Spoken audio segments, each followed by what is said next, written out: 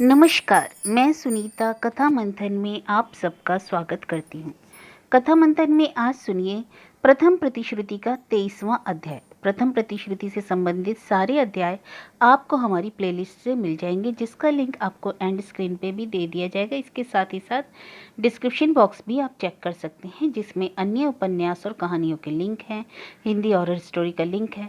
और अगर आप मेरे व्लॉग देखना चाहते हैं, उसका लिंक भी मैं आपको डिस्क्रिप्शन बॉक्स में दे दूंगी, आप वहां जाकर चेक कर सकते हैं। इसके अलावा हमारे व्लॉग का जो लिंक है, व्लॉग में सारे लिंक दिए हुए हैं, उसका लिंक आपको डिस्क्रिप्शन बॉक्स में मिल जाएगा। तो चलिए शुरू करते हैं 23वां अध्याय। सत्य की बातें सुनकर सौदा चुप हो जाती है और कुछ देर में वह फिर बोलती है कि मेरी समझ में तेरी बातें नहीं आती हैं। मैं सिर्फ इतना जानती हूँ कि चाहे कुछ भी हो, मैं अपना कर्तव्य करती जाऊंगी। सत्य, मन में विरक्ति रखकर भक्ति दिखाने ही क्या कर्तव्य है?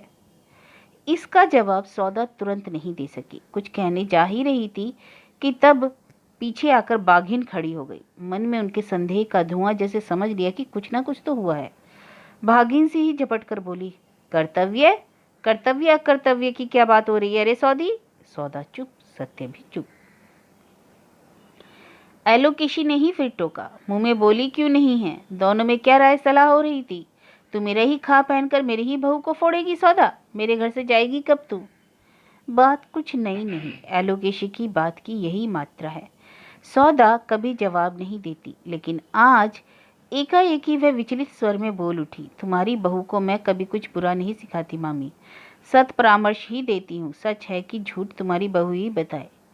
बहू सास के सामने बोलती नहीं, पर सत्य जब तब इस नियम को तोड़ देती है और आज भी टप से बोल उठी। यह बात 1000 बार सत्य है। ननद जी मुझको नेकी सलाह देने आई थी, मगर यह सलाह मुझे वाजिब ना जचे तो आप इधर आ गई, अच्छा ही हुआ, कहकर सत्य ने सास के चरणों की धूल को सिर से लगाया। कहा, और चाहे जो हो, आप सती लक्ष्मी हैं। सती लक्ष्मी पहले तो अचकच आ गई, फिर बोली, इन सब बातों का मतलब क्या है रे सौदा? मतलब तो मैं भी नहीं समझती मामी, बने तो बहू ही समझावे। आज सौदा को वास्तव में गुस्सा आया। यह क्या, तिल को ताड़ करना, जान सुनकर कचकच को बुलाना। दुनिया में जो बात किसी ने ना सुनी, नहीं सोची, नहीं कही, नहीं वही बात इस बित्ता भर की लड़की के दिमाग में आती कहाँ से है? और यह कलेजा, सत्य का कलेजा, वह बहुत बार देख चुकी है, देखकर मूर्छित ही होने को ही, लेकिन आज की घटना से उसकी तुलना नहीं हो सकती। सच सच ही तो तुलना नहीं हो सकती, क्योंकि जाते जाते भी सौदा ने सुना, सत्य कह रही है, कहने में सिर झुका जा रहा है, फिर भी कहे बिना नहीं रह सकती।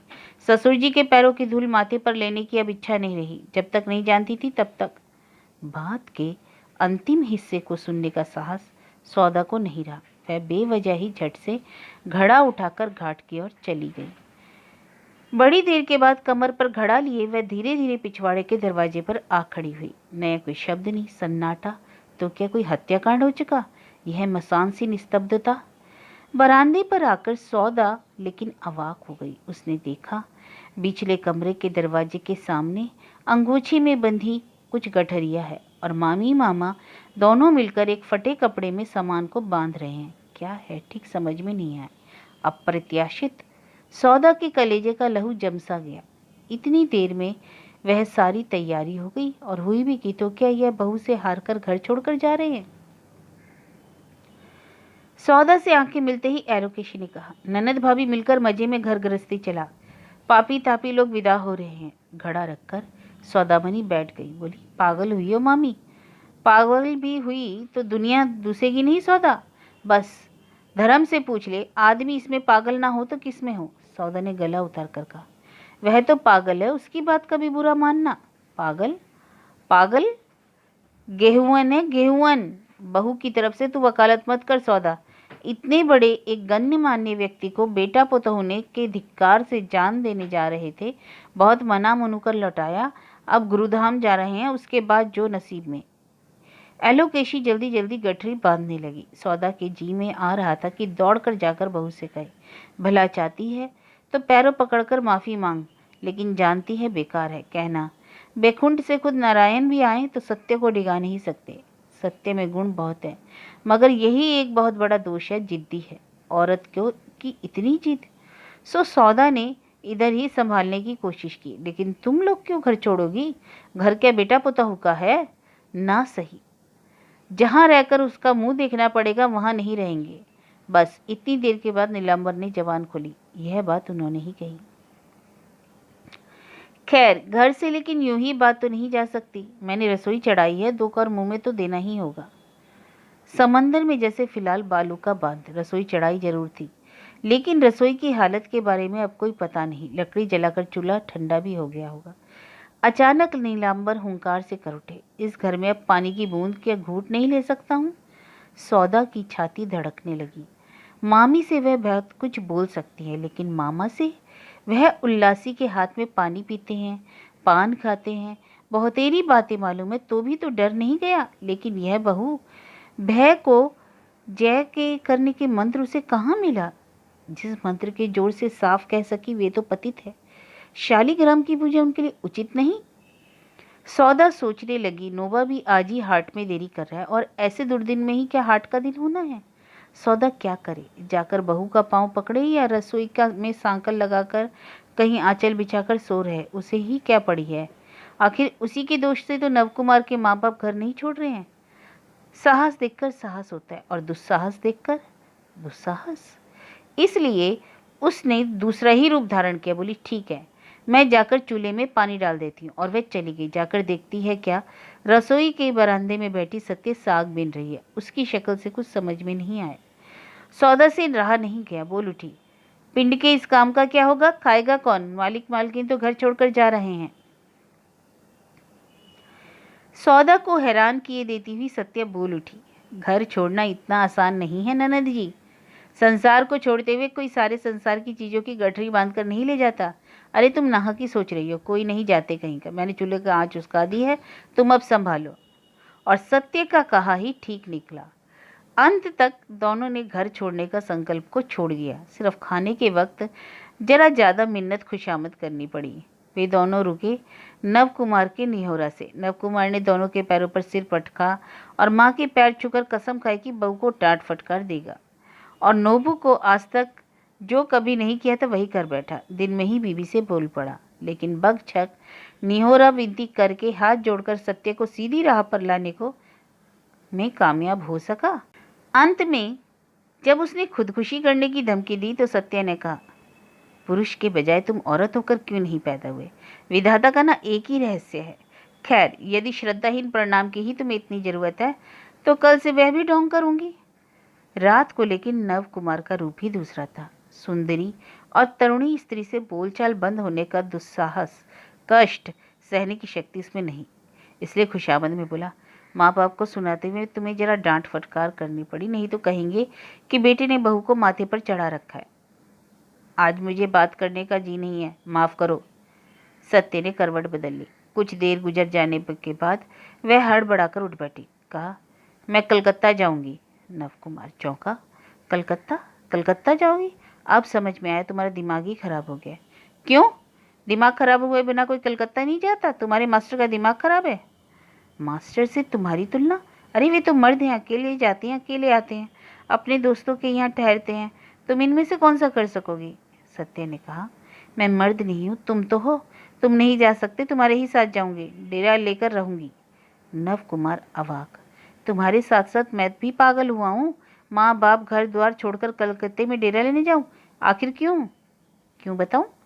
इसलिए कि देखोगे तुम्हारे इस बरईपुर के बाहर भी दुनिया है, देखने की मुझे जरूरत। सत्य ने बड़े धिक्कार के स्वर में कहा, जरूरत क्या है? आपने अपने बरईपुर के इस कुएं में रहकर इससे समझने की जरूरत ही ना होगी। नव कुमार ने मतलब नहीं समझा। वह एक जोरदार दलील जोर के साथ दे बैठा। औरत औरत कलकत्ता जाएगी? जात धर्म कुछ रहेगा?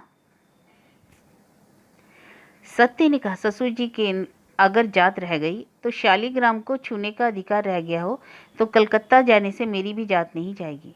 फिर वही बात, पुरुष 2.5 कदम बढ़ाए कि शुद्ध। औरतों का ऐसा होगा? चमड़ा वाले नल का पानी पीना पड़ेगा, मालूम है ना? पीना पड़ेगा तो पीऊंगी। वहाँ और 10 ब्राह्मणों की जाति भी तो रहती है। जो गति हो रही है वही होगी। क्या हलदारों का मजला लड़कर कलकत्ता नहीं गया? गया है। बहू को लेकर नहीं तो क्या मरी बहू को मसान से उठाकर ले जाता? हालदार का लड़का नौकरी करने गया है। सत्य ने दृढ़ता से कहा। तुम भी उसी के लिए चलो।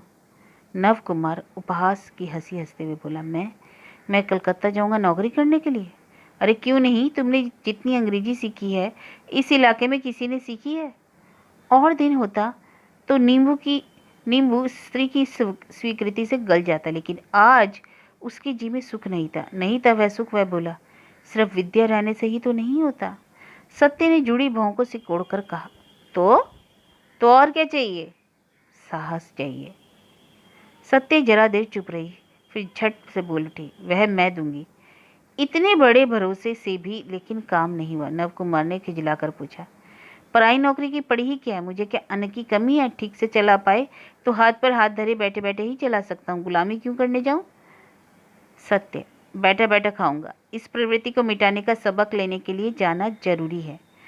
बहुत बहुत बात कही होती रही। नव कुमार ने आखिर कहा, मैं साफ कह देता हूँ, मुझसे ना होगा।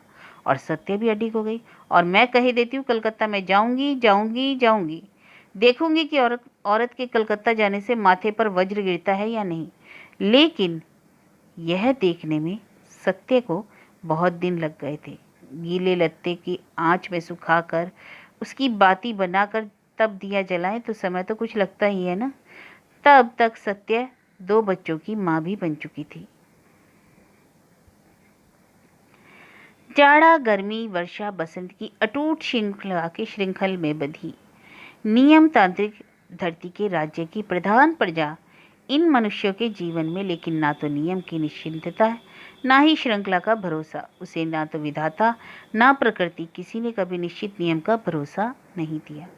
इसलिए स्वस्थ और सहज आदमी भी रात को सोने जाने से पहले दृढ़ विश्वास के साथ यह नहीं कह सकता कि सुबह की रोशनी वह देखेगा या नहीं कह सकता कि उसके भरे बसंत के बीच में वज्र का अभिशाप नहीं आएगा। शरद की सुनहली किरण को धोते हुए बेरोक बारिश शुरू नहीं हो जाएगी ना। इसके बारे में आदमी बलपूर्वक नहीं कुछ कह सकता। उसे पता नहीं बड़ी बड़ी उम्मीदों से गड़े उसके सुख के संसार को कब अचानक मौत पंजा तहस नहस कर देगा। उस घर को आकस्मिक दुर्घटना या असाध्य रोग परेशान कर देगा। कौन कह सकता है कि अपने ये अमोघ नियम लिए इस अनियम के देवता कहाँ बैठे? फिर भी रामकली कविराज के यहाँ लगातार आने वाली दुर्घटनाओं ने इलाके के लोगों को हतचकित कर दिया। उनके बाहर का उतना बड़ा घर आग से जल गया। इसमें भी किसी को उतना आश्चर्य नहीं हुआ, क्योंकि अग्नि देवता की भूख किस्मत को ही मार तो है, पर उसमें आदमी की असावधानी या कारसाजी की साफ छाप होती है। और फिर रामकली पर भाग्य की वही पहली मार थी। उनके घर की अगलग्नी को दुश्मन की कारसाजी साबित करने की कोशिश भी किसी ने नहीं की। यह निरी लापरवाही का ही नतीजा है, सबने ही समझा था। बात ये थी, नियम था कि पड़ोस के घरों में यही आग ले जाई जाती। जरूरत पड़ने पर सदा पड़ोसियों के यहाँ से कोई ना कोई आकर इनकी रसोई से जलती हुई लकड़ी ले जाया करते। उन सब के चूल्हे में नारियल के सूखे पत्ते, सूखे गोईठे, छोटी छोटी लकड़ियां, डाल पत्ते पड़े ही होते। जलती लकड़ी उनमें डालते ही काम बन जाता। रामकली के यहाँ रोज सवेरे सवेरे 3-4 चूल्हे जलते हैं, लिहाजा पड़ोसी अपने यहाँ आग सुलगाने का बेकार झमेला क्यों करे? काम तो यह झमेले का है। सोले की लकड़ी रखो, चकमकी ठोको, समय लगता है। उससे तो जिस दिन बात है, बगल में के घोषाल की विधवा लड़की तोरू एक पहर दिन को इस घर में एक जलती हुई लकड़ी लेकर अपने घर जा रही थी। सिर के ऊपर खुले आसमान से एक ढड़कौआ काका कर उठा। ढड़कौए का बोलना अपशकुन है, यह कौन नहीं जानता। घोषाल की लड़की तोरू भी जानती है।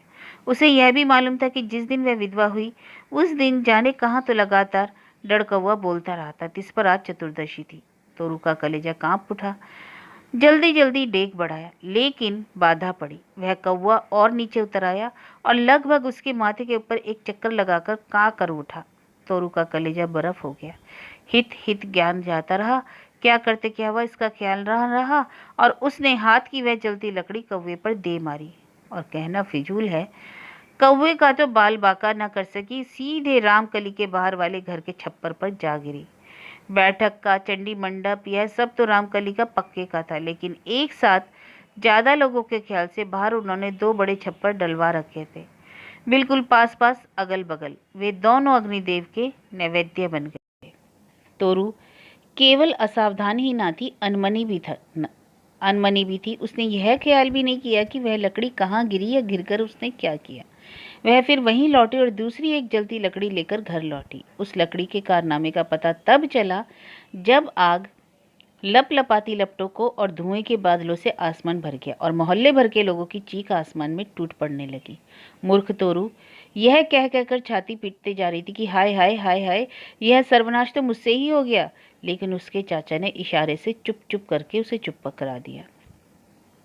किंतु आग को रोका नहीं जा सका, और रोका भी जाता कैसे? पोखरे से घड़ा घड़ा पानी लाकर उड़ेलना ही तो एक उपाय था। रामकली के गंभीर गले ने ऐलान कर दिया, आग पर पानी डालने की जरूरत नहीं, उससे आग और फैलेगी। चंडी मंडप की दीवार पर पानी डालो। जिनके घर आसपास है वे अपनी अपनी दीवारों को ठंडी करें। और लोग हाय हाय करते घर लौटे तो सांझ हो चली। रामकली चटर्जी जैसे निष्पाप निष्कलंक आग से तेज आदमी के घर की आग लगी क्यों, इस पर चर्चाओं का अंत नहीं। और यह तो शुरुआत थी। इसके कई दिनों बाद ही दीन तारणी नहाकर लौटी और जी कैसा कर रहा है कहकर लकवा की शिकार हो गई। यह लकवा पातक रोग है। दीन तारणी के अजाना ना था यह। बेटे की तरफ ताककर आंसू कलंकित आंखों के इशारे से उन्होंने कातर निवेदन किया कि मुझे झटपट पार करो। रामकली ने पसीना पहुंचने के बहाने एक बार कपाल से हाथ लगाया और 3 दिन के बाद ही दीना तारणी चल बसी। उतने बड़े वैद्य होने के बावजूद अपनी माँ को नहीं बचा सके। इसके लिए उन्हें किसी ने दूसरा नहीं बल्कि दीना तारणी के भाग्य की धन्य धन्य कहने लगे। बूढ़ी खूब गई, ना भोगा ना किसी को भोगाया, ऐसी ही मौत तो चाहिए। टोले के बड़े बूढ़े ही बोले, और कैसे हिम्मत है। रामकली के चाचा बड़े भाई तो भरसक उनके सामने ही नहीं आते। सामने आता है रासू। चाचा से वैद्य ही सीखता है, मगर वह चाचा को निराश ही करता है। रामकली कभी त्योरी चढ़ाते, कभी हंसकर कहते, तुझसे कुछ ना होगा रासू। और भी केवल रासू ही, कुंज के किस लड़के से क्या हुआ। पाठशाला जाकर अजीब अजीब खेलों को सोचने के सिवाय रासू के किसी भाई का दिमाग खुलते नहीं देखा गया। रासू ने तो फिर भी छात्रवृत्ति पास की। संस्कृत पाठशाला में भी कुछ दिन पढ़ा। गड़न शक्ल बहुत कुछ चाचा जैसा, सामने खड़ा होता है तो आदमी जैसा लगता है। दूसरे भाई तो इस बात में भी नहीं। वैद्य ही दिमाग में ना बैठे बहुत बातों में रासू, लेकिन रामकली का दायां हाथ है। दीन तारणी के श्राद्ध का इतना बड़ा हंगामा जो हुआ, रासू ना होता तो रामकली को आफत ना होती। आप तो वे हविष्यान, त्रिसंध्या स्नान आदि बहुतेरे ने विधि निषेधों के बंधन में बंधे थे, और काम काज में रासू काफी समर्थ है। माँ के श्राद्ध में रामकली ने दान सागर किया। उस अवसर पर सत्यवती आई, नव कुमार भी आया। रासू ही लाने गया। दादी के मरने की खबर सुनकर सत्य का जी छटपटा रहा था। रासू को देखकर मानो उसने आसमान का चांद देखा। ऐसे समय में पिता ने रासू या गिरी या तातिन को नहीं भेजा। अच्छा किया। 3.5 वर्ष के बाद यही पहली बार मैके आना हुआ। लेकिन सत्य के शरीर के अंतःपुर में उस समय और जो एक पहली संभावना की सूचना झलकी थी, यह क्या वह नहीं जानती थी कि समझ में नहीं पाई थी। सत्य ना पाए, सौदा समझ पाई थी, लेकिन रणचंडी मामी को सहज सूचना से ही जताने की हिम्मत नहीं की। उसने सोचा और कुछ दिन बीतेंगे, खुद ही समझेगी पुड़िया। ऐसे में दीन तारणी के मरने की खबर, सौदा को डर लग गया। इस समय यह सोचा मामी से कहूँ ना कहूँ, आखिर तक नहीं कह पाई। ममता ने उसे कहने नहीं दिया, कहीं यह खबर सुनकर एलोकेशी बहू को जाने ना दे। जब से आई है बेचारी लगातार यही है, अपनी बुद्धि से या चाहे जिसकी भी बुद्धि की दोष से हो। इसी बहाने जा पाए तो जाए, भगवान भला ही करेंगे। जाते वक्त सत्य का को केवल चिता दिया कि मैके जा रही हो, दिनों बाद लेकिन सावधान, बंधी गाय छूटने के बाद जैसा उछलती है वैसी मत उछल कूद करना। मुझे वही शुबा हो रहा है। सोच हुई इस ढंग से ताक कर कि सत्य ने पूछा, क्या? साफ कहे बिना काम नहीं चलेगा। इधर तो पक्की घरनी हो, शुबा हो रहा है कि पेट में बच्चा बच्चा कुछ आया है। समझी, सावधानी से रहना। भय की खुशी, भय भय लेकिन अजीब भय। अपने में किस एक अज्ञात रहस्य ने डेरा डाला है, यह सोचते ही रोंगटे खड़े हो जाते। बैलगाड़ी के अंदर बैठकर घूंघट में नव कुमार को सत्य ने बार बार देखा। वह मानो नया सा लगा। यह खबर उसे मिली, पता नहीं क्या होगी वह अवस्था। गाड़ी में खासा झकोरा लग रहा था। एक बार इसलिए चुप कह भी उठी, पालकी क्यों नहीं ले आए थे भैया? रासू ने अप्रतिभ होकर कहा, तकलीफ हो रही है, मैंने कहा था तो चाचा ने कहा। जरा आगा पीछा करके क्या ही बोला। बोले काम काज का घर है, तेरे सगी संबंधी आएंगे, सभी को तो पालकी नहीं भेज पाऊंगा। इस पर भी मैंने कहा था और सब और बेटी जमाई एक हैं। तो बोले घर में जमाई भी तो एक नहीं है रासू, अब तू ही बता उन्हें कौन समझाए जाए। अनमने से में सत्य ने चुपचाप को जोर गले से ही कह दिया, इसमें समझने की क्या है बड़े भैया, सच ही तो है। जमाई तो सब बराबर हैं, अपने जमाई के लिए अपना बिराना करने से कैसे चलेगा। लेकिन पुन्नू का ब्याह तो अभी अभी हुआ है, बात को पूरी नहीं कर पाई। नव कुमार की मौजूदगी के ख्याल आते ही जीभ काटकर चुप हो गई। लेकिन सागर में बालू का बांध कब तक। फिर किसी समय बोल उठे। कितने प्रश्न, कितनी उत्सुकता। इस 3.5 वर्षों के अरसे में कितनी घटनाएं घटी, जन्म मृत्यु की कितनी लीला हुई, कितने छोटे बड़े हो गए, कितनी कुंवारियों की शादी हो गई। ये तथ्य कुछ कम मूल्यवान तो नहीं, यह सब तो जानना नहीं होगा। लेकिन तुम जरा भी नहीं बदले बड़े भैया, मुस्कुराकर सत्य ने कहा। और नव कुमार विगलित विस्मय से हंसी से उज्जवल हुए उस मुखड़े की ओर ताकता रहा। विस्मय तो सत्य का यह मुखड़ा उसने देखा ही कब। हंसने पर सत्य का मुखड़ा कैसा अनोखा लावण्य में उठता है, यही उसने कब जाना। सत्य के सवाल पर रासू भी हंसकर बोल उठा, इन्हीं कह दिनों में क्या बदलता है। कह दिन। सत्य को तो लग रहा है कि कितना युग युगांत पार हो गया। अचरज से फैली हुई आंखों में उसने कहा, कह दिन कहते क्या हो बड़े भैया, 3.5 साल कह दिन हुआ। 3.5 साल। रासू फिर हंस उठा, इतने ही में 3.5 साल हो गए। जो हो, सुनने में ही तो 3 साल लगते हैं, कैसे तो गुजर गए। सत्य ने सांस लेकर कहा, तुम्हारे क्यों न गुजरेंगे। आजाद आदमी हमें ही लगता है जैसे एक जन्म पार किया। बाप के घर में कदम रखकर भी सत्य को वही लगा जैसे एक जमाना पार करके आई।